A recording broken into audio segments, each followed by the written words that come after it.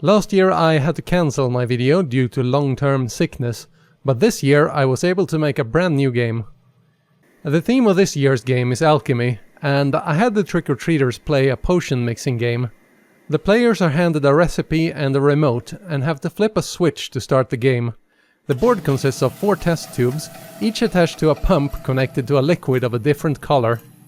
The goal of the game is to follow the recipe, filling the test tubes with the specified amount of liquid, but the catch is that there are no markers on the test tubes.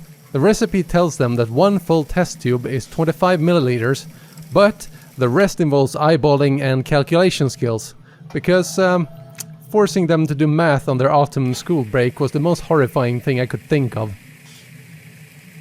Once the tubes are filled, we move on to the measurement phase, where we pour the liquids into a flask and measure the amounts. Players are given a bonus reward for each liquid amount matching the recipe. And at the end of the game, the scores are presented.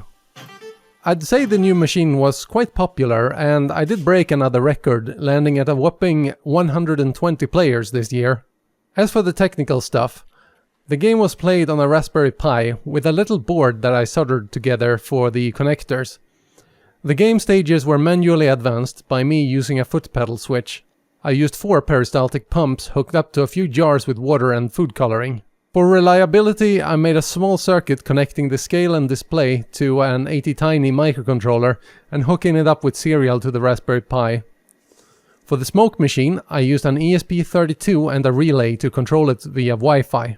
And because you can't use WS2812 addressable LEDs and analog audio at the same time with the Raspberry Pi, I hooked up a little USB sound card just so I could get the audio. And the whole system was managed with a Node.js application. And that's it for this year. I'd say new tech videos are coming, but in all honesty they're probably not, since I'm very occupied for the foreseeable future. But hey ho, there's always next Halloween.